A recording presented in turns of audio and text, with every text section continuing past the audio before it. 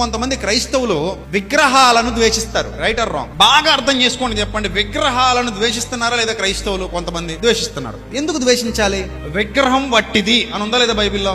అది యేసుప్రభు విగ్రహం అయినా, మరియమ్మ విగ్రహం అయినా, మరే ఇతర విగ్రహం అయినా వట్టిదా కాదా? వట్టిదే. మనం చేతులతో చేసిందా కాదా? అంతేనా?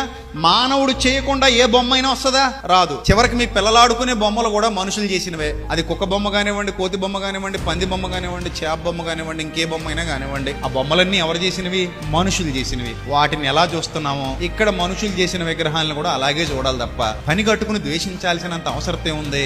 మొన్న ఏదో ఒక వీడియో వచ్చిందంట. ఒక పాస్టర్ గారు, బైబిల్ సరిగా తెలియని ఒక పాస్టర్ గారు వెళ్ళాడంట ఒక ఇంటికి. మారు మనసు పొందారేమో వాళ్ళ ఇంటికి వెళ్ళేసరికి కొన్ని పటాలు కనబడ్డాయట. దగ్గరుండి పగల కొట్టించాడంట. ఆ వీడియో బాగా వైరల్ అయింది. చాలా మందికి క్రైస్తవుల మీద ద్వేషాన్ని నూరిపోసేలా చేసింది. ఇప్పుడు నేను అంటున్నాను, ఎందుకు నీకంత కర్మ? నీకు పగల కొట్టాల్సినంత అవసరం ఏముందంటే పాత నిబంధనలో ఉంది కదండి. పాత నిబంధనలో ఉంది కదండి అంటే ఎందుకు ఉంది, ఎక్కడుంది, ఎలా ఉంది? అవి చదువుతున్నప్పుడు ఏ కాలం, అమోరీలంటే ఎవరో, హివీలంటే ఎవరో, పెరిజీలంటే ఎవరో, ఫిలిస్తీన్లంటే ఎవరో, హిత్తీలంటే ఎవరో, ఇలా మనకు తెలియాలి. వాళ్ళు ఎలాంటి పనులు చేసేవారు? పిల్లల్ని బలిచ్చేవారు. వేల సంవత్సరాల క్రిందట జరిగిన చరిత్ర ఇది. దాన్ని తీసుకొచ్చి ఇప్పుడున్న హిందువులకో లేకపోతే ఇప్పుడున్న బౌద్ధులకో ఇప్పుడున్న జైనులకో ఆపాదించకూడదు. బుద్ధిహీనమైన ఆలోచన విధానం అది. హిత్తీలు, పెరిజీలు, అమోరీలు, కనానీలు చేసే పనులు నేడున్న మన హిందూ సోదరులు కూడా ద్వేషిస్తారు వాటిని. ఎందుకంటే వాళ్ళు చేసి మంచి పనులు కాదు. క్రొత్త నిబంధనలు ఎక్కడైనా పగలగొట్టిన సందర్భాలు ఉన్నాయా? మరి అది కూడా ఆలోచించాలి. నువ్వు ఏ చట్టం కిందకు వస్తావు? కేవలం 12 గోత్రాల వాళ్ళకి ఇచ్చిన చట్టం కిందకు వస్తావా? సర్వ మానవాళికి ఇచ్చిన నూతన నిబంధననే క్రీస్తు రక్తంతో వ్రాయబడిన చట్టం కిందకు వస్తావా? ఏ చట్టం కిందకు వస్తావు నువ్వు? నీకెందుకంత ద్వేషం? ఇప్పుడు యేసుప్రభు బొమ్మ చూసినా పగల కొడతావా?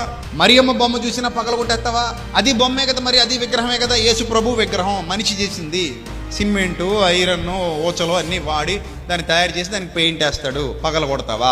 మరియమ్మ బొమ్మలు ఉన్నాయి, చాలా సంఘాల్లో కూడా పెట్టుకున్నారు. వాటిని పగల కొడతావా? అసలు నీకు పగల కొట్టే పని ఏంది? ఎందుకు మనకు ఆ పైత్యం? నిజంగా జ్ఞానవంతుడు ఈ ప్రకృతిలో ప్రతి పదార్థాన్ని ఒకేలా చూస్తాడు. నేను జ్ఞానవంతుడిని గనుక ఒక విగ్రహాన్ని చూసినా, ఒక స్తంభాన్ని చూసినా, ఒక గోడ చూసినా, ఇంకేదైనా ఒక పదార్థాన్ని చూసినా ఇవన్నీ ప్రకృతిలో భాగాలు అనుకుంటాను తప్ప దాన్ని చూసి నాకు కింద నుంచి మంట రాదు. నేను భయపడను. ఒక ప్రమాదకరమైన వస్తువులా కూడా చూడండి, ఎందుకంటే అది ప్రమాదకరమైన వస్తువు కాదు కాబట్టి. పావును చూస్తే వెనక్కి వస్తాను, కరిస్తే చచ్చిపోతాం కాబట్టి. తేలుని చూస్తే జాగ్రత్తగా ఉంటాను, కుడితే ఆ రోజంతా నిద్రపోలేం కాబట్టి. కుక్కలను చూసి కూడా జాగ్రత్తగా ఉంటాను, ఎందుకంటే కుక్క గరిచిందంటే వెంటనే ఇంజక్షన్ చేయించుకోకపోతే రేబిస్ వ్యాధి వచ్చేస్తుంది కాబట్టి, దానికి మందు లేదు కాబట్టి. సో ఆ వస్తువు మనల్ని ఏం చేస్తుంది, ఆ పదార్థం మనల్ని ఏం చేస్తుంది అనే జ్ఞానం ఉన్నవాడు అనవసరమైన ద్వేషానికి వెళ్ళడు. మరి అతను తెలిసి చేశాడో తెలియక చేశాడో, చేసింది తప్పుడు పని. ఎవ్వరూ ఎవరిని పగలగొట్టడం మంచి పద్ధతి కాదు.